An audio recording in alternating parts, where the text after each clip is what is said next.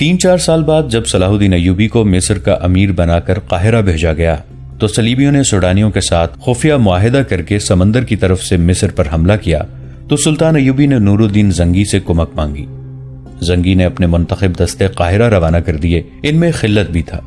اس کا شمار ان ذہین عسکریوں میں ہوتا تھا جو تلوار کے ساتھ دماغ بھی استعمال کرتے تھے۔ اسے 50 سپاہیوں کے ایک جیش کا کماندار بنا دیا گیا تھا۔ مصر میں اس کا ذہن پوری طرح بیدار ہو گیا۔ سلطان ایوبی نے اپنی انٹیلیجنس کے سربراہ علی بن سفیان سے کہا کہ لڑاکا یعنی کمانڈو جاسوسوں کا انتخاب کرے تو خلت کو حاضر دماغی، ذہانت، جسم اور زبان کی مستعدی اور پھرتی، جسم اور شکل و صورت کی دلکشی کی بدولت لڑاکا جاسوسوں میں لے لیا گیا۔ اسے کمانڈو اور گوریلا قسم کے شبخون مارنے کے لیے چند بار بھیجا گیا، لیکن جاسوسی کے لیے ملک سے باہر نہ بھیجا گیا۔ ملک کے اندر جاسوسوں کی سراغ رسانی، تعقب اور گرفتاری کے لیے اسے استعمال کیا جاتا رہا۔ جاسوسوں کو وہ خوب پہچانتا تھا۔ اب 1174 عیسوی میں جب سلطان ایوبی نور الدین زنگی کی وفات کے بعد 700 سوار لے کر دشمن پر قبضہ کرنے اور الملک الصالح کی معزولی کی مہم پر روانہ ہوئے تو انہوں نے اپنے جاسوسوں کو پہلے ہی دمشق میں بھیج دیا تھا، جو مختلف بحروب دار کر دمشق میں داخل ہوئے اور پھیل گئے تھے۔ اور جب دمشق پر سلطان ایوبی کا قبضہ ہو گیا اور الصالح، اس کے امیر وزیر اور اس کے باڈی گارڈز دمشق سے بھاگے تو علی بن سفیان کے معاون حسن بن عبداللہ نے، جو جاسوسوں کے ساتھ دمشق گیا تھا، کئی ایک جاسوس دمشق سے اس طرف روانہ کیے جس طرف صالح اور اس کے باڈی گارڈز دستے گئے تھے۔ ان جاسوسوں کو خصوصی ہدایات اور مختلف مشن دیے گئے تھے۔ خلت بھی ان کے ساتھ گیا تھا، اس کے ساتھ ایک اور ساتھی بھی تھا۔ حلب میں پہنچے تو وہاں افراتفری کا عالم تھا۔ الصالح کے حواریوں کو فوری طور پر فوج کی ضرورت تھی۔ انہیں خطرہ تھا کہ سلطان ایوبی ان کا تعاقب کرے گا اور حملہ کر دے گا۔ اس صورتحال میں انہیں جیسا کیسا سپاہی ملا انہوں نے رکھ لیا۔ خلت اور اس کے ساتھی نے اپنے آپ کو اس کی فوج کے سپاہی ظاہر کیا جو دمشق سے بھاگ آئے تھے۔ کمانڈروں میں سے کسی کو ہوش نہیں تھی کہ چھان بین کرتے کہ کوئی مشکوک افراد فوج میں نہ آ گئے ہوں۔ سلطان ایوبی کے جاسوسوں نے کئی اہم جگہیں سنبھال لیں اور حلب میں زمین دوز اڈا بھی قائم کر لیا۔ خلت چونکہ خوبرو اور تنومند جوان تھا اور زبان کی چاشنی سے بھی مالا مال تھا، اس لیے اسے قصر سلطنت کے محافظوں کے لیے منتخب کر لیا گیا۔ اس نے اپنے ایک ساتھی کو بھی اپنے ساتھ رکھا۔ اسلام کا عسکری جذبہ اس کی روح میں اتر گیا تھا۔ اس نے ہیرا کو کبھی یاد نہیں کیا تھا، اسے اتنی مہلت ہی نہیں ملتی تھی، مگر اس نئی رقاصہ نے اسے ہیرا یاد دلاتی تھی۔ ہیرا سے جدا ہوئے 7-8 سال گزر گئے تھے۔ اس وقت ہیرا 15-16 سال کی تھی۔ یہ رقاصہ بہت خوبصورت تھی۔ اس کے چہرے پر ہیرا والی معصومیت اور سادگی نہیں تھی۔ اس نے جو لباس پہن رکھا تھا وہ اتنا سا ہی تھا کہ سینے کا تھوڑا سا حصہ اور سطر ڈھانپا ہوا تھا۔ آدھے سے زیادہ جسم اریاں تھا۔ یہ ناممکن تھا کہ یہ رقاصہ ہیرا ہو۔ تیسری بار رقاصہ اس کے قریب سے گزری تو بھی خلت نے اسے ٹکٹکی باندھ کر دیکھا۔ رقاصہ بھی اسے دیکھ رہی تھی، اب کہ وہ رک گئی۔ تمہارا نام کیا ہے؟ رقاصہ نے پوچھا۔ خلت نے اپنا وہ فرضی نام بتایا جو اس نے وہاں لکھوا رکھا تھا اور پوچھا، آپ نے نام کیوں پوچھا ہے؟ تم مجھے گھور گھور کر دیکھا کرتے ہو، اس لیے نام پوچھ رہی ہوں۔ ہیرا نے ایسے لہجے میں کہا جس میں شریف عورتوں والی ذرا سی جھلک نہیں تھی۔ کہنے لگی، تم سپاہی ہو، اپنے کام پر توجہ رکھو۔ خلت کو کوفت تو ہوئی لیکن اسے خوشی بھی ہوئی کہ یہ ہیرا نہیں۔ ہیرا تو بھولی بھالی سی لڑکی تھی۔ اسی شام ہال میں ضیافت تھی۔ ریمانڈ کے جاسوسوں کا کمانڈر 3-4 روز پہلے آیا تھا۔ اس کا نام ونڈسر تھا۔ یہ ضیافت اسی کے اعزاز میں دی جا رہی تھی۔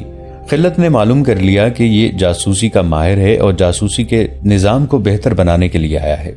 شام کا اندھیرا گہرا ہو گیا تھا۔ ہال میں مہمان آ رہے تھے، کھانے چنے جا رہے تھے اور شراب کے دور چل رہے تھے۔ ابھی ونڈسر نہیں آیا تھا۔ خلت اور اس کے ساتھی کی ڈیوٹی ہال کے دروازے پر لگی تھی۔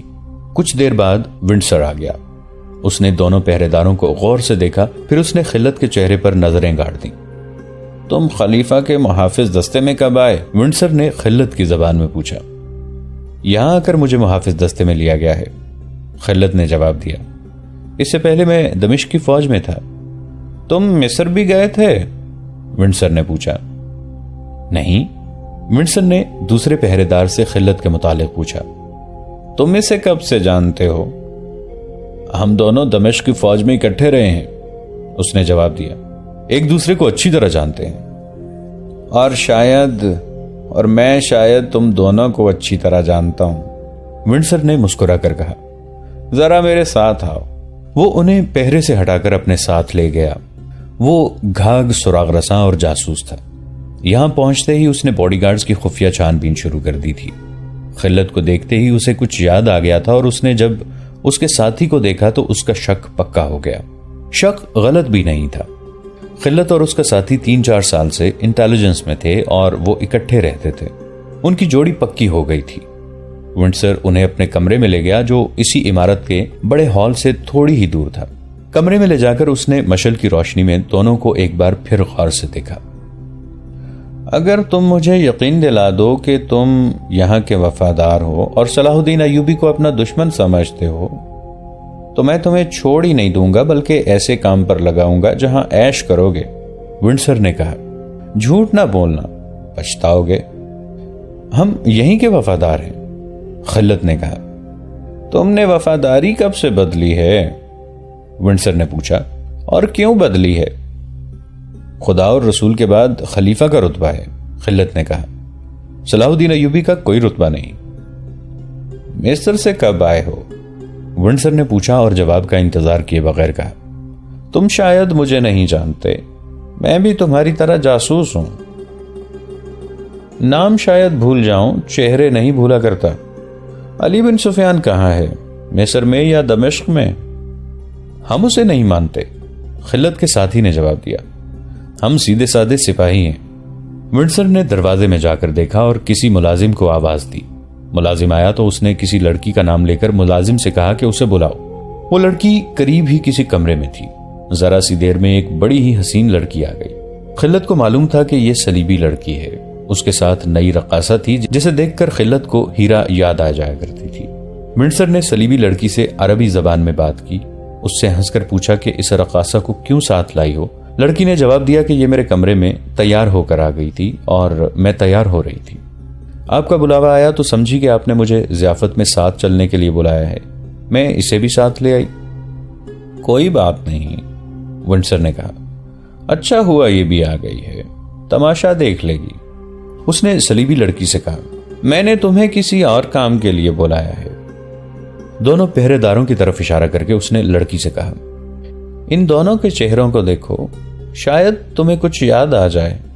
لڑکی نے دونوں کو بڑی غور سے دیکھا، ماتھے پر شکن ڈال کر سوچا، پھر دیکھا اور اس کے ہونٹوں پر مسکراہٹ آ گئی۔ اس نے خلت اور اس کے ساتھی سے پوچھا، تم کس وقت ہوش میں آئے تھے؟ دونوں نے ایک دوسرے کی طرف دیکھا، پھر لڑکی کو دیکھا۔ خلت حاضر دماغ تھا، وہ جان گیا کہ انہیں پہچان لیا گیا ہے۔ وہ بچنے کے طریقے سوچنے لگا۔ یہ اب عقل و ہوش کا کھیل تھا۔ اس نے بھولا بن کر کہا، میں سمجھ نہیں سکتا کہ پہرے سے ہٹا کر آپ نے ہمارے ساتھ کیوں مذاق شروع کر دیا ہے؟ ہمارے کماندار نے دیکھ لیا تو ہمیں سزا دے گا۔ تم پہرے دار نہیں ہو، ونڈسر نے کہا۔ تم دونوں کو وہاں کھڑا کرنے کی بجائے بہتر ہے کہ وہاں کوئی بھی کھڑا نہ ہو، وہاں تمہاری کوئی ضرورت نہیں۔ اس نے خلت کے کندھے پر ہاتھ رکھ کر کہا، یہاں آ کر اپنا حلیہ ذرا تو بدل لیا ہوتا۔ سلطان صلاح الدین ایوبی اور علی بن سفیان جاسوسی کے ماہر ہیں، لیکن ہم بھی اناڑی نہیں۔ اپنے آپ کو مصیبت میں نہ ڈالو، فوراً بتا دو کہ تم دونوں مصر سے آئے ہو، جاسوس ہو۔ تمہارے ساتھ میری اور اس صلیبی لڑکی کی ملاقات پہلے بھی ہو چکی ہے۔ تم مجھے نہیں پہچان سکے کیونکہ میں بگاڑے ہوئے حلیے میں تھا۔ میں نے تمہیں پہچان لیا ہے کیونکہ تم آج بھی اسی حلیے میں ہو جس میں 2.5 سال پہلے تھے۔ ذرا ذہن پر زور دو، تمہیں یاد آ جائے گا۔ مصر کے شمال میں تم دونوں ایک قافلے کے ساتھ چل پڑے تھے کیونکہ تمہیں شک تھا کہ یہ قافلہ مشکوک ہے۔ تم نے ایک قافلے کے ساتھ سفر کیا تھا، ایک رات بھی قافلے کے ساتھ گزاری تھی، مگر تمہاری بدقسمتی کہ تمہاری جب آنکھ کھلی تو تم صحرا میں اکیلے پڑے تھے، قافلہ بہت دور نکل گیا تھا۔ ونڈسر نے انہیں یاد دلایا۔ خلت اور اس کا یہی ساتھی جاسوسوں کی سراغ رسانی کی ڈیوٹی پر تھے۔ یہ 2.5-3 سال پہلے کا واقعہ ہے۔ سوڈانیوں کو شکست تو دی جا چکی تھی، لیکن وہ صلیبیوں کی مدد سے مصر پر حملے کی تیاریوں میں مصروف تھے۔ مصر کے اندر صلیبی جاسوس اور تخریب کار سرگرم تھے۔ ان کی سراغ رسانی کے لیے علی بن سفیان کا جاسوسی کا نظام کام کر رہا تھا۔ سرحدوں پر گشتی دستے بھی تھے۔ مصر کے اپنے جاسوس مسافروں وغیرہ کے بھیس میں سرحدی علاقوں میں گھومتے پھرتے رہتے تھے۔ ایک بار خلت اپنے اس ساتھی کے ساتھ مصر کے شمال میں گشت پر تھا۔ دونوں اونٹوں پر سوار تھے اور دونوں غریب سے صحرائی مسافروں کے بھیس میں تھے۔ انہیں ایک قافلہ جاتا نظر آیا جس میں بہت سے اونٹ اور چند ایک گھوڑے تھے۔ قافلے والوں میں بوڑھے بھی تھے، جوان بھی تھے، بچے اور عورتیں بھی تھیں۔ خلت اور اس کا ساتھی جاسوس تھے، وہ قافلوں کو روک کر نہیں دیکھ سکتے تھے۔ انہیں ہدایت یہ تھی کہ آتے جاتے قافلوں کو دیکھیں اور ذرا سا بھی شک ہو تو قریبی سرحدی چوکی کو جا کر اطلاع دیں۔ یہ چوکی والوں کا فرض تھا کہ قافلے کو روک کر چھان بین کریں اور سامان کی تلاشی بھی لیں۔ سرحدی دستے فوجی طاقت کے زور پر کام کر سکتے تھے۔ 2 جاسوسوں سے اتنی زیادہ تعداد کا قافلہ نہیں رک سکتا تھا۔ خلت اور اس کے ساتھی نے ہدایات اور ٹریننگ کے مطابق قافلے والوں پر یہ ظاہر کیا کہ وہ مسافر ہیں اور آگے جا رہے ہیں۔ اس زمانے میں یہی طریقہ تھا کہ مسافر اکٹھے چلا کرتے تھے کیونکہ سفر بہت طویل اور لوٹ مار کا خطرہ بہت زیادہ ہوتا تھا۔ قافلے والوں نے ان دونوں کو اپنے ساتھ ملا لیا۔ ان دونوں نے گپ شپ کے انداز سے معلوم کرنا شروع کر دیا کہ یہ قافلہ کہاں سے آیا ہے اور کہاں جا رہا ہے۔ نہیں معلوم تھا کہ اگلی سرحدی چوکی کہاں ہے، مگر انہوں نے دیکھا کہ قافلہ ایسی سمت کو جا رہا تھا جس طرف کوئی چوکی نہیں تھی۔ وہ علاقہ ہی ایسا تھا کہ گشتی پہرے دار اور چوکی سے بچ کر نکلا جا سکتا تھا۔ اونٹوں پر جو سامان لدا ہوا تھا وہ بھی مشکوک سا معلوم ہوتا تھا۔ پتہ نہیں چلتا تھا کہ ان بڑے بڑے مٹکوں اور لپٹے ہوئے خیموں وغیرہ میں کیا ہے۔ بہرحال سامان معمولی نہیں تھا۔ خلت اور اس کے ساتھی صحرائی خانہ بدوشوں کے انداز سے معلوم کرنے کی کوشش کر رہے تھے۔ قافلے میں 4 جوان لڑکیاں بھی تھیں۔ ان کے لباس تو خانہ بدوشوں بلکہ بدوں کی طرح تھے۔ ان کے بالوں کا انداز بھی بتاتا تھا کہ تہذیب و تمدن سے دور رہنے والی لڑکیاں ہیں، لیکن ان کے چہرے اور آنکھوں کے رنگ اور خد و خال کی دلکشی بتا رہی تھی کہ معاملہ کچھ اور ہے اور یہ بہروپ ہے۔ قافلے میں ایک بوڑھا آدمی تھا۔ اس کا رنگ گورا تھا اور چہرے پر جھریاں، مگر اس کے دانت بتاتے تھے کہ اس کی عمر اتنی زیادہ نہیں جتنی چہرہ بتا رہا ہے۔ اس بوڑھے نے خلت اور اس کے ساتھی کو اپنے ساتھ کر لیا اور بڑے پیار سے انداز سے ان سے پوچھنے لگا کہ وہ کہاں سے آئے ہیں اور کہاں جا رہے ہیں۔ خلت اپنے متعلق غلط باتیں سناتا رہا اور اس سے معلوم کرنے کی کوشش کرتا رہا کہ قافلہ کہاں سے آیا ہے اور کہاں جا رہا ہے اور سامان کیا ہے۔ وہ بوڑھا اتنی اچھی باتیں کرتا تھا کہ خلت اور اس کا ساتھی اس کی باتوں میں الجھ گئے۔ چلتے چلتے شام ہو گئی، پھر رات گہری ہو گئی اور قافلہ چلتا رہا۔ خلت نے قافلے کا رخ بدلنے کے لیے بوڑھے سے کہا کہ فلاں طرف سے چلیں تو منزل قریب آ جائے گی۔ اس کا مقصد یہ تھا کہ قافلے کو چوکی کے قریب سے گزارا جائے۔ صاف پتہ چلتا تھا کہ قافلہ چوکی سے بچنے کی کوشش میں ہے۔ شکوک پختہ ہوتے گئے۔ کچھ اور آگے گئے تو پڑاؤ کرنے کے لیے نہایت موزوں جگہ آ گئی۔ قافلہ رک گیا اور پڑاؤ کر لیا گیا۔ خلت اور اس کا ساتھی ذرا الگ ہٹ کر بیٹھے اور سوچنے لگے کہ سب سو جائیں تو سامان کی تلاشی لیں یا ان دونوں میں سے ایک خاموشی سے نکل جائے اور کسی قریبی سرحدی چوکی کو اطلاع کر دے تاکہ قافلے پر چھاپا مارا جائے۔ مگر خطرہ یہ تھا کہ قافلے والوں کو شک ہو جائے گا اور وہ پیچھے رہنے والے اکیلے جاسوس کو قتل کر کے یا اغوا کر کے تیز رفتاری سے غائب ہو جائیں گے۔ انہوں نے سونے کی نہیں بلکہ جاگتے رہنے کی کوشش کی۔ قافلے والے کھا پی کر سو گئے۔ اتنے میں 2 لڑکیاں جو قافلے کے ساتھ تھیں اس طرح ان کے پاس آئیں جیسے چوری چھپے آئی ہوں۔ وہ اس علاقے کی صحرائی زبان بول رہی تھیں۔ انہوں نے خلت اور اس کے ساتھی سے کہا کہ اگر وہ انہیں راز کی ایک بات بتائیں تو کیا وہ ان کی مدد کریں گے۔ راز ایک ایسا لفظ تھا جس نے صلاح الدین ایوبی کے ان دونوں جاسوسوں کو چونکا دیا۔ وہ راز حاصل کرنے کے لیے ہی راہ گزاروں میں مارے مارے پھر رہے تھے اور اسی قافلے کے ساتھ وہ راز ہی کی خاطر چلے جا رہے تھے۔ انہوں نے بتایا کہ یہ قافلہ بردہ فروشوں کا ہے اور یہ 4 لڑکیاں اغوا کر کے لے جائی جا رہی ہیں۔ انہیں معلوم نہیں تھا کہ انہیں کہاں لے جایا جا رہا ہے۔ لڑکیوں نے بتایا کہ وہ مسلمان ہیں اور ان لوگوں سے آزاد ہونا چاہتی ہیں۔ باتوں باتوں میں ایک لڑکی خلت کو الگ لے گئی۔ لڑکی کی باتوں میں سادگی بھی تھی اور جاذبیت بھی۔ اس نے خلت سے کہا کہ وہ اگر اسے اپنے ساتھ لے جائے تو اس کے ساتھ شادی کر لے گی اور ساری عمر اس سے وفادار رہے گی۔ اس نے کچھ ایسی باتیں بھی کی جیسے وہ خلت کو دل دے بیٹھی ہو۔ اس نے محبت اور مظلومیت کا اظہار ایسے الفاظ میں اور ایسے انداز سے کیا کہ خلت اس کی اور باقی لڑکیوں کی رہائی کے متعلق سوچنے لگا۔ دوسری لڑکی خلت کے ساتھی کے ساتھ الگ بیٹھی تھی۔ وہ بھی اسی قسم کی باتیں کر رہی تھی۔ کسی عورت کا محض عورت ہونا اس کی قوت ہوتی ہے، اور جب عورت خوبصورت اور جوان ہو اور وہ مظلوم بھی ہو تو مرد پگھل جاتے ہیں۔ یہ کیفیت ان دونوں مردوں کی ہو گئی تھی۔ دونوں میں جوانی کا جوش تھا، ان میں غیرت بھی تھی، اور اپنی فوج کا یہ اصول بھی کہ عورت کی پاسبانی کرنی ہے، خواہ وہ اپنی ہو یا کسی اور کی۔ دونوں لڑکیوں نے الگ الگ انہیں کوئی بڑی ہی لذیذ چیز کھانے کو دی۔ ایک لڑکی دبے پاؤں گئی اور چھوٹا سا ایک مشکیزہ اٹھا لائی۔ اس نے دونوں کو کچھ پلایا جو کوئی شربت تھا۔ اس کا ذائقہ اتنا اچھا تھا کہ دونوں خاصا زیادہ پی گئے۔ تھوڑی ہی دیر بعد دونوں کی آنکھ لگ گئی، اور جب ان کی آنکھ کھلی تو اگلے دن کا سورج افق سے تھوڑی ہی اوپر رہ گیا تھا۔ وہ ساری رات اور سارا دن سوئے رہے تھے۔ ریگزار کی جھلسا دینے والی تپش بھی انہیں نہیں جگا سکی تھی۔ وہ ہڑبڑا کر اٹھے۔ وہاں قافلہ بھی نہیں تھا اور ان دونوں کے اونٹ بھی نہیں تھے، اور وہ اس جگہ بھی نہیں تھے جہاں پہ انہوں نے رات کو پڑاؤ کیا تھا۔ یہ کوئی اور جگہ تھی۔ ارد گرد مٹی اور ریت کے ٹیلے تھے۔ دونوں دوڑتے ہوئے ایک بلند ٹیلے پر چڑھے۔ ادھر ادھر دیکھا، انہیں ٹیلوں کی چوٹیوں اور ان سے دور صحرا کی ریت کے سوا کچھ بھی نظر نہیں آ رہا تھا۔ وہ بوڑھا آدمی میں تھا جس کے ساتھ تم سفر کے دوران باتیں کرتے رہے تھے، ریمانڈ کے جاسوسوں کے کمانڈر ونڈسر نے انہیں کہا۔ میں تمہاری باتوں سے جان گیا تھا کہ تم جاسوس ہو اور معلوم کرنا چاہتے ہو کہ ہم کون ہیں اور کہاں جا رہے ہیں۔ وہ تم نہیں تھے، خلت نے کہا۔ وہ تو کوئی بوڑھا آدمی تھا۔ وہ میرا بہروب تھا، ونڈسر نے کہا۔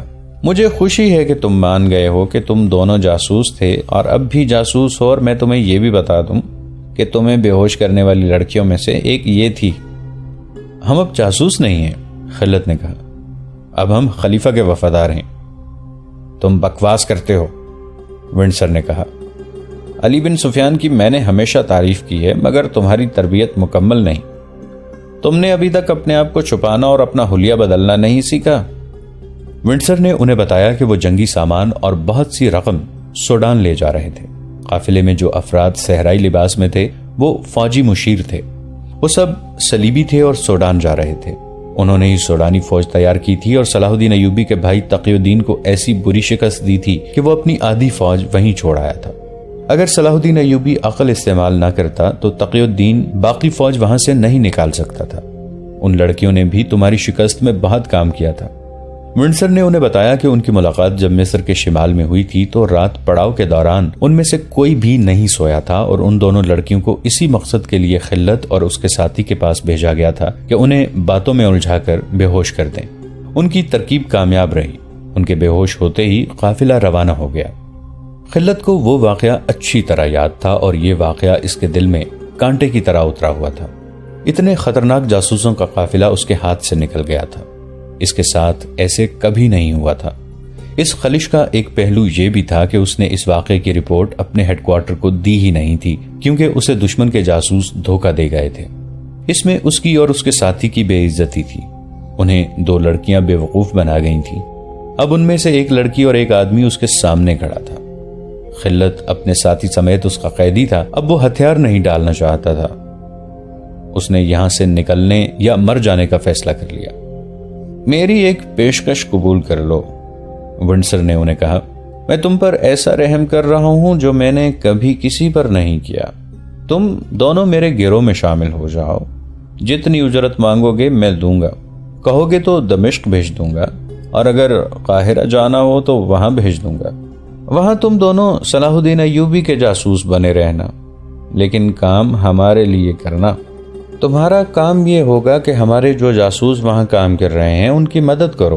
اگر کوئی ان کی نشاندہی کر دے تو انہیں قبل از وقت خبردار کر کے ادھر ادھر کر دینا۔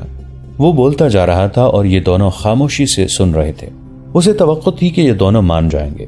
اس نے کہا، یہ پیشکش قبول کرنے سے پہلے میری شرط ہے کہ یہاں تمہارے جتنے جاسوس ہیں وہ پکڑوا دو۔ یہ بتا دو کہ وہ کہاں کہاں ہیں۔ ہمیں تمہاری پیشکش کے ساتھ کوئی دلچسپی نہیں، خلت نے کہا۔ ہمیں یہ بھی معلوم نہیں کہ یہاں کوئی جاسوس ہے یا نہیں۔ تمہیں شاید معلوم نہیں کہ میں تمہارے جسموں کی کیا حالت بنا دوں گا، ونڈسر نے کہا۔ اگر تمہیں یہ توقع ہے کہ تمہیں فوراً قتل کر دیا جائے گا تو تمہاری یہ توقع پوری نہیں ہوگی۔ میں تمہیں جس تندور میں پھینکوں گا اس میں سے اتنی جلدی نجات حاصل نہیں کر سکو گے۔ اس نے مسکرا کر کہا، کیا تم مجھ سے منوا لو گے کہ تم جاسوس نہیں ہو؟ کیا میں ابھی بھی شک میں ہوں؟ تم میں اتنی عقل نہیں ہے کہ مجھے دھوکہ دے سکو۔ تم میں اتنی عقل ہوتی تو اس لڑکی کے ہاتھوں بے وقوف نہ بنتے۔ اس نے تمہیں اپنی جوانی اور خوبصورتی کے جال میں پھانس لیا تھا۔ سنو میرے صلیبی دوست، خلت کھری باتوں پر آ گیا، بولا، ہم دونوں جاسوس ہیں، مگر یہ جھوٹ ہے کہ میں یا میرا رفیق لڑکیوں کے حسن کے فریب میں آ گئے تھے۔ میں پتھر ہوں، لیکن مجھ میں ایک کمزوری ہے۔ بہت عرصہ گزرا، 15-16 سال کی عمر میں ایک لڑکی میرے سامنے فروخت ہو گئی تھی۔ میں نے اسے بچانے کی کوشش میں ایک آدمی کی تلوار چھین لی تھی اور ایک کو زخمی بھی کر دیا تھا۔ وہ 3 تھے اور میں اکیلا۔ انہوں نے مجھے گرا لیا۔ اگر میں بے ہوش نہ ہو جاتا تو اس لڑکی کو بچا لیتا۔ وہ اسے لے گئے اور مجھے لوگ بے ہوشی کی حالت میں اٹھا کر گھر لے گئے تھے۔ تم کہاں کے رہنے والے ہو؟ ونڈسر نے پوچھا۔ دمشق سمجھ لو، خلت نے جواب دیا۔ میں اب کچھ نہیں چھپاؤں گا۔ دمشق کے قریب ایک گاؤں ہے، میں وہاں کے رہنے والا ہوں اور میرا رفیق بغدادی ہے۔ میں یہ باتیں تمہارے ڈر سے نہیں بتا رہا۔ مجھے تم اتنی آسانی سے نہیں پکڑ سکو گے۔ ہمت ہے تو ہمارے ہاتھوں سے برچیاں لے لو، ہم سے تلواریں لے لو، اور جس تنور کا تم ذکر کرتے ہو اس میں ہماری لاشیں جائیں گی۔ ونڈسر کے ہونٹوں پر طنزیہ مسکراہٹ تھی۔ صلیبی لڑکی نے ہنس کر کہا، انہیں خوش فہمی مروائے گی، اور نئی رقاصہ خلت کو گہری نظروں سے دیکھ رہی تھی۔ میں تمہیں بتا رہا تھا کہ میں اس لڑکی کو نہیں بچا سکا تھا، خلت نے کہا۔ اس لڑکی کی یاد کانٹا بن کر میرے دل میں اتر گئی۔ اس رات جب ہم دونوں تمہارے قافلے کے ساتھ، تو تمہاری 2 لڑکیوں نے مجھے کہا کہ انہیں بیچنے کے لیے اغوا کر کے لے جایا جا رہا ہے، تو میری آنکھوں کے سامنے وہ لڑکی آ گئی جسے میں بچا نہیں سکا تھا۔ میں نے ان دونوں لڑکیوں کے چہروں پر اسی لڑکی کا چہرہ دیکھا۔ میرے دل میں جو کانٹا تھا اس نے میری عقل پر پردہ ڈال دیا۔ اگر مجھے وہ لڑکی یاد نہ آتی تو میں کبھی بے وقوف نہ بنتا۔ نئی رقاصہ کا جسم بڑی زور سے کانپا۔ وہ پیچھے ہٹ گئی اور پلنگ پر بیٹھ گئی۔ اس کا رنگ زرد ہو گیا تھا۔ اور اب تو موت بھی مجھے بے وقوف نہیں بنا سکتی، خلت نے کہا، اور تمہارا کوئی لالچ مجھے اپنے فرض سے گمراہ نہیں کر سکتا۔ ادھر ضیافت کے ہال میں ونڈسر کا انتظار ہو رہا تھا۔ جنہیں پتا چل چکا تھا کہ کوئی نئی رقاصہ آئی ہے، وہ رقاصہ کے انتظار میں تھے۔ یہ تو کسی نے بھی نہیں دیکھا تھا کہ دروازے کے باہر جو 2 سنتری مستعد کھڑے تھے وہ کہاں چلے گئے ہیں۔ برچیاں اور تلواریں ابھی تک خلت اور اس کے ساتھی کے پاس تھیں۔ ونڈسر نے جب دیکھا کہ وہ اس کی پیشکش ٹھکرا چکے ہیں اور دونوں اپنے عقیدے اور فرض کے پکے معلوم ہوتے ہیں، تو اس نے کہا کہ ہتھیار اس کے حوالے کر دیں۔ دونوں نے صاف انکار کر دیا۔ ونڈسر ان سے زبردستی ہتھیار لینے کے لیے دروازے کی طرف بڑھا۔ وہ باڈی گارڈز کو بلانا چاہتا ہوگا۔ خلت نے تیزی سے دروازہ بند کر دیا اور زنجیر چڑھا کر برچی کی نوک ونڈسر کی طرف کر کے کہا، جہاں ہو وہیں کھڑے رہو۔ اس نے آگے بڑھ کر برچی کی نوک ونڈسر کی شہرگ پر رکھ دی۔ خلت کے ساتھی نے اپنی برچی کی نوک صلیبی لڑکی کی شہرگ پر رکھی۔ ونڈسر اور لڑکی پیچھے ہٹتے ہٹتے دیوار کے ساتھ جا لگے۔ خلت اور اس کے ساتھی نے دونوں کو وہیں دبا لیا۔ خلت نے نئی رقاصہ سے کہا، تم ان کے ساتھ کھڑی ہو جاؤ، اگر تم نے شور مچایا تو جان سے ہاتھ دھو بیٹھو گی۔ اگر تم خلت ہو تو میرا نام ہیرا ہے، نئی رقاصہ نے کہا۔ میں نے تمہیں پہلے دن ہی پہچان لیا تھا اور تم مجھے پہچاننے کی کوشش کر رہے تھے۔ تھوڑی دیر بعد خلت نے اپنے نام کے سوا باقی نشانیاں بتا دی تھیں۔ ہیرا جب سے یہاں آئی تھی وہ خلت کو دیکھ رہی تھی، مگر خلت کی طرح وہ بھی شک میں تھی۔ وہ بھی یہی سوچتی رہی ہوگی کہ انسانوں کی صورتیں ایک جیسی بھی ہو سکتی ہیں۔ کیا تم بھی جاسوس ہو؟ خلت نے پوچھا۔ نہیں، ہیرا نے جواب دیا، میں صرف رقاصہ ہوں۔ مجھ پر کوئی شک نہ کرتا خلت، میں تمہارے ساتھ ہوں اور تمہارے ساتھ جاؤں گی۔ مرنا ہے تو تمہارے ساتھ مروں گی۔ السوال ضیافت میں آ گیا۔ اس کے تمام امراء، وزراء اور دوسرے مہمان بھی آ گئے۔ ان میں صلیبی فوج کے افسر بھی تھے جو مشیروں کی حیثیت سے یہاں آئے تھے۔ ان کا انداز بادشاہوں جیسا تھا۔ ان میں ریمانڈ کا فوجی نمائندہ بھی تھا۔ وہ سب ونڈسر کو ڈھونڈ رہے تھے۔ وہ ابھی تک غیر حاضر تھا۔ تمام صلیبی لڑکیاں ہال میں پہنچ گئی تھیں، صرف ایک نہیں تھی۔ ناچنے والیاں بھی آ گئی تھیں۔ نئی رقاصہ غیر حاضر تھی۔ اسوالے کے آ جانے سے سب کی بےتابی بڑھ گئی۔ ایک ملازم سے کہا گیا کہ وہ ونڈسر اور دونوں لڑکیوں سے کہے کہ سب آ گئے ہیں، انہیں باندھ کر یہیں پھینک چلتے ہیں۔ خلت کے ساتھی نے کہا، کیا تم سانپوں کو زندہ رکھنا چاہتے ہو؟ خلت نے کہا اور برچی جس کی نوک ونڈسر کی شہرگ کو چھو رہی تھی پوری طاقت سے دبائی۔ ونڈسر کا سر دیوار کے ساتھ لگا ہوا تھا۔ برچھی کی انی اس کی شہرگ میں داخل ہو کر پیچھے کو نکل گئی۔ ونڈسر کا ہلکا سا خراٹا سنا دیا۔ اس کے فوراً بعد ایسا ہی ایک خراٹا صلیبی لڑکی کے منہ سے نکلا۔ اس کی شہرگ کو چیرتی ہوئی برچھی کی انی خلت کے ساتھی نے پار کر دی تھی۔ دونوں نے برچیاں نکالی۔ ونڈسر اور لڑکی گر کر تڑپنے لگے۔ خلت اور اس کے ساتھی نے دونوں کے دلوں پر برچیاں رکھ کر اوپر سے پورا وزن ڈالا۔ دونوں کے دل چیر گئے اور وہ ٹھنڈے ہو گئے۔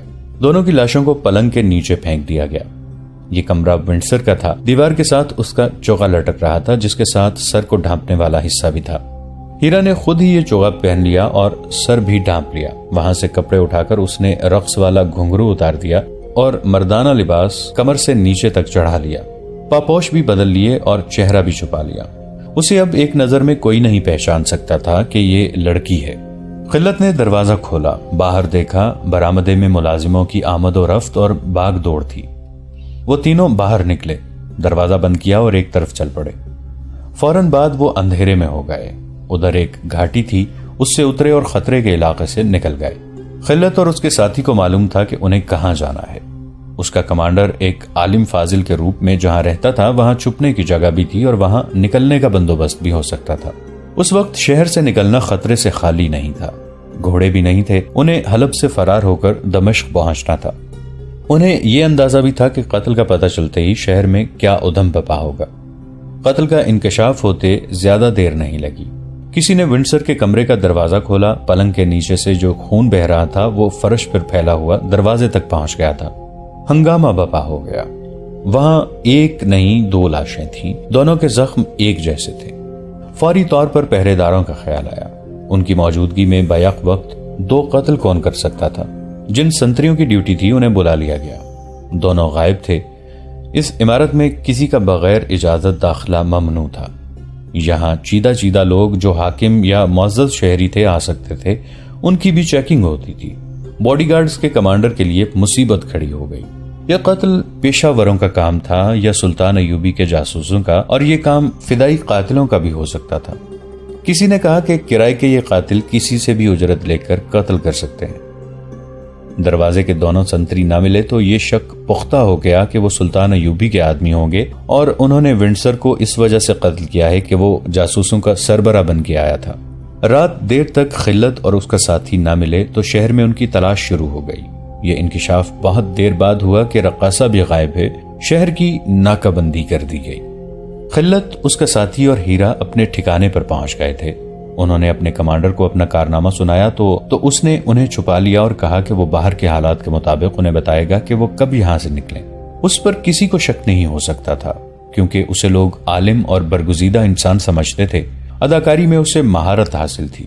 اس نے اپنے جو شاگرد اپنے ساتھ رکھے ہوئے تھے وہ بھی جاسوس تھے۔ حلب سے دمشق تک وہی اطلاعات پہنچاتے تھے۔ اس نے دونوں شاگردوں کو حکم دیا کہ وہ باہر کی خبر رکھیں کہ کیا ہو رہا ہے۔ ہیرا نے اس عالم کے سامنے خلت کو سنایا کہ اس پر کیا گزری تھی۔ وہ واقعہ تو 7-8 سال پرانا ہو چکا تھا۔ اس نے سنایا کہ خلت جب ہیرا کو اس کے باپ، جو دراصل اس کا باپ نہیں تھا، اور ان دو آدمیوں سے بچانے کے لیے لڑا تھا تو ہیرا کے باپ نے پیچھے سے کدال خلت کے سر پر ماری تھی۔ اس سے وہ بے ہوش ہو گیا تھا۔ وہ تینوں ہیرا کو گھر لے گئے۔ ایک نکاح خاں کو بلایا جس نے اس سے پوچھے بغیر نکاح پڑھ دیا اور دونوں آدمی ہیرا کو اپنے ساتھ لے گئے۔ ایک رات وہ دمشق میں ٹھہرے، پھر اسے ان علاقوں میں لے گئے جو صلیبیوں کے قبضے میں تھے۔ اسے ناچ کی تربیت دی جانے لگی۔ ابتداً اس نے مزاحمت کی مگر اس پر اس قدر تشدد کیا گیا کہ وہ بے ہوش ہو جایا کرتی تھی۔ اس دوران اسے خوراک نہایت اچھی دی جاتی تھی۔ اسے کوئی بڑا لذیذ شربت پلایا جاتا تھا جس کے اثر سے وہ ہنسنے اور ناچنے لگتی تھی۔ تشدد اور نشے سے اسے رقاصہ بنا لیا گیا۔ بہت اونچے درجے کے لوگ اسے داد دینے لگے۔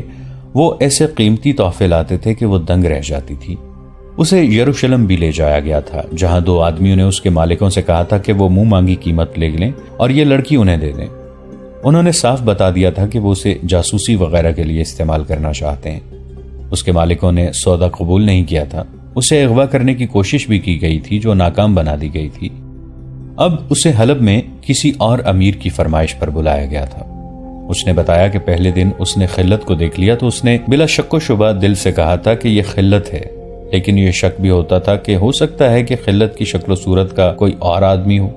وہ اسے غور سے دیکھتی تھی۔ آخر یہ اتفاق ہوا کہ ونڈسر نے خلت اور اس کے ساتھی کو پہچان لیا۔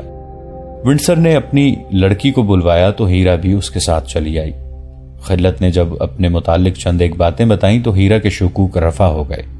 اس نے کہا، میں اس ذلیل زندگی کی عادی ہو گئی تھی، میرے دل میں جذبات مر گئے تھے، میں ایک پتھر کی طرح ادھر ادھر لڑکتی پھر رہی تھی، لیکن خلت کو دیکھا تو میرے تمام جذبات پھر سے زندہ ہو گئے۔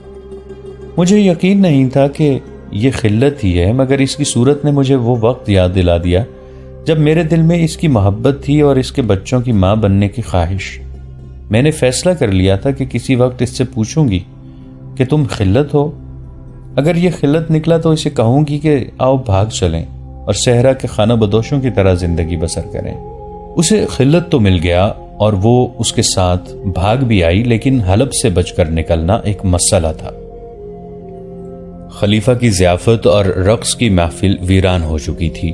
وہاں ونڈسر کا انتظار ہو رہا تھا، مگر ونڈسر کی لاش پہنچی۔ وہاں صلیبی فوج کے جو اعلیٰ افسر تھے وہ سخت غصے میں تھے۔ ریمانڈ کا فوجی نمائندہ تو سب سے زیادہ بھڑکا ہوا تھا۔ ونڈسر بہت قیمتی افسر تھا۔ فوجی نمائندہ ملک الصالح اور اس کے عمراء اور اس کے فوجی کمانڈروں پر ٹوٹ ٹوٹ پڑتا تھا اور سب اس سے دبک رہے تھے۔ ان کے دلوں میں صلاح الدین ایوبی کی دشمنی اتنی زیادہ تھی کہ وہ صلیبی افسروں کو فرشتے سمجھے بیٹھے تھے۔ انہی کی مدد سے وہ جنگ کی تیاری کر رہے تھے، لہٰذا ان کی خوشامد کو وہ ضروری سمجھتے تھے۔ فوجی نمائندہ جو کچھ کہتا تھا سب اس کے آگے سر جھکا لیتے اور ہاں میں ہاں ملاتے تھے۔ اس نے کہا، قاتل رات ہی رات شہر سے نہیں نکل سکتے، صبح سویرے حلب کے ایک ایک گھر کی تلاشی لی جائے، یہاں کی ساری فوج کو اس پہ لگا دو، فوج لوگوں کے جاگنے سے پہلے گھروں میں داخل ہو جائے، یہاں کے باشندوں کو اتنا پریشان کیا جائے کہ وہ قاتلوں کو خود ہی ہمارے حوالے کر دیں۔ ایسا ہی ہوگا، ایک مسلمان امیر نے کہا۔ ہم فوج کو ابھی حکم دے دیتے ہیں کہ صحرا کے اندھیرے میں شہر میں پھیل جائیں۔ ایسا نہیں ہوگا، یہ آواز ایک مسلمان قلعہدار کی تھی۔ اس نے ایک بار پھر گرج کر کہا، ایسا نہیں ہوگا، تلاشی صرف اس گھر کی لی جائے گی جس پر پختہ شک اور کوئی واضح شہادت ہوگی۔ اتنے سارے اعلیٰ حکام کے ہجوم پر اس گرجدار آواز نے سناٹا طاری کر دیا۔ کسی کو توقع نہیں تھی کہ ریمانڈ کے فوجی نمائندے کے حکم کو کوئی مسلمان ایسے جوش سے ٹوکے گا۔ سب نے دیکھا کہ یہ کون ہے۔ وہ حماد کا قلعہدار تھا جس کا نام جوردک تھا۔ تاریخ میں اس کا نام جوردک ہی لکھا گیا ہے، پورے نام کا علم نہیں ہو سکا۔ اس کے متعلق تاریخ اتنا ہی بتاتی ہے کہ وہ صلاح الدین ایوبی کا دوست تھا، لیکن وقائع نگاروں کے مطابق اس واقعے تک وہ صلاح الدین ایوبی کے مخالف کیمپ میں تھا اور الصالح کے وفاداروں میں سے تھا۔ اس کا ثبوت یہ ہے کہ وہ صرف اس ضیافت میں ہی شریک نہیں تھا بلکہ جنگی کانفرنسوں میں شریک ہوتا تھا۔ سلطان ایوبی کے خلاف جنگ کا جو منصوبہ بنا تھا وہ اس میں بھی شریک تھا۔ اس نے جب ایک صلیبی کے منہ سے یہ الفاظ سنے کہ حلب کے ہر گھر کی تلاشی لی جائے گی تو اس میں اسلامی وقار پیدا ہو گیا۔ اس نے کہا، یہاں سب مسلمان گھرانے ہیں جن میں پردہ نشین خواتین بھی ہیں، ہم ان کی بے عزتی برداشت نہیں کریں گے، شریف گھرانوں میں فوجی داخل نہیں ہوں گے۔ قاتل اسی شہر کے تھے، ایک صلیبی افسر نے کہا، ہم تمام شہریوں سے انتقام لیں گے۔ ونڈسر جیسا قابل افسر قتل ہو گیا ہے، ہمیں کسی کی عزت اور کسی کے پردے کی پرواہ نہیں، اور مجھے تمہارے ایک افسر کے قتل کی پرواہ نہیں، جوردک نے قہر سے کامتی ہوئی آواز میں کہا۔ جوردک خاموش رہو، نو عمر اور نا تجربہ کار سلطان نے حکم کے لہجے میں کہا، یہ لوگ اتنی دور سے ہماری مدد کے لیے آئے ہیں، کیا تم مہمان نوازی کے آداب سے ناواقف ہو؟ احسان فراموش نہ بنو، ہمیں قاتل کو پکڑنا ہے۔ خلیفہ کی تائید میں کئی آوازیں سنائی دی۔ میں صلاح الدین ایوبی کے خلاف ہو سکتا ہوں اور ہوں بھی، جوردک نے کہا، لیکن اپنی قوم کے خلاف نہیں ہو سکتا۔ محترم سلطان، اگر آپ نے شہریوں کو پریشان کیا تو سب آپ کے خلاف ہو جائیں گے۔ آپ صلاح الدین ایوبی کے خلاف جو محاذ بنا رہے ہیں وہ کمزور ہو جائے گا۔ ہم نے تو قوم کی کبھی پرواہ نہیں کی، ریمانڈ کے فوجی نمائندے نے کہا۔ ہم قاتلوں کو ڈھونڈیں گے، وہ کسی کے گھر میں ہی ہوں گے، ہم انہیں باہر نکال لیں گے۔ یہ قتل صلاح الدین ایوبی نے کرایا ہے۔ میرے دوست، جوردک نے کہا، تمہارے ایک افسر کا قتل کوئی بڑی اہم بات نہیں ہے۔ تم صلاح الدین ایوبی کو قتل کرنے کی کتنی بار کوشش کر چکے ہو، یہ الگ بات ہے کہ تم اسے قتل نہیں کر سکے۔ میں یہ نہیں کہوں گا کہ تم نے کوئی جرم کیا تھا، دشمن ایک دوسرے کو ہر جائز اور ناجائز طریقے سے مارنے اور مروانے کی کوشش کرتے ہیں۔ اگر تمہارے ونڈسر کو ایوبی نے قتل کر دیا ہے تو فرق صرف یہ پڑا ہے کہ تم اسے قتل کرانے میں کامیاب نہیں ہو سکے، اور وہ تمہارے ایک اہم افسر کو قتل کرانے میں کامیاب ہو گیا ہے۔ تم اس کے کئی ایک اہم افسروں کو قتل کرا چکے ہو۔ اس نے شہریوں کو کبھی پریشان نہیں کیا۔ تمام مسلمان امراء اور حکام جوردک کے خلاف بولنے لگے۔ وہ صلیبیوں کو ناراض نہیں کرنا چاہتے تھے، لیکن جوردک نے سب کا مقابلہ کیا اور اسی بات پر ڈٹا رہا کہ شہر کے کسی گھر کی تلاشی نہیں لی جائے گی۔ تو کیا ہم یہ سمجھیں کہ تم بھی اس قتل میں شریک ہو؟ ایک صلیبی مشیر نے کہا۔ مجھے شک ہے کہ تم صلاح الدین ایوبی کے دوست ہو۔ اگر حلب کے مسلمانوں کو پریشان کیا گیا تو میں کسی کے بھی قتل میں شریک ہو سکتا ہوں، جوردک نے کہا، اور میں ایوبی کا دوست بھی ہو سکتا ہوں۔ ہم جب تک یہاں ہیں ہمارا حکم چلے گا، صلیبی نمائندے نے کہا۔ تم یہاں اجرت پہ آئے ہو، جوردک نے کہا۔ یہاں ہمارا حکم چلے گا، ہم مسلمان ہیں، حالات ہمیں آپس میں لڑا رہے ہیں، مسلم اور غیر مسلم کی کبھی دوستی نہیں ہو سکتی۔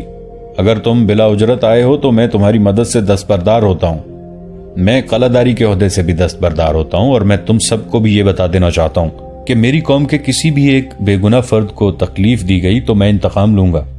کسی کے اشارے پر دو آدمی جوردک کو باہر لے گئے۔ اس کی غیر حاضری میں صلیبی نمائندے نے سب سے کہا کہ حالات ایسے ہیں کہ قلعہ دار کو ناراض نہیں کیا جا سکتا۔ یہ شخص اتنی دلیری سے باتیں کر رہا ہے تو اس سے یہ ظاہر ہوتا ہے کہ اس کے قلعے میں جو فوج ہے وہ اس کی مرید ہے۔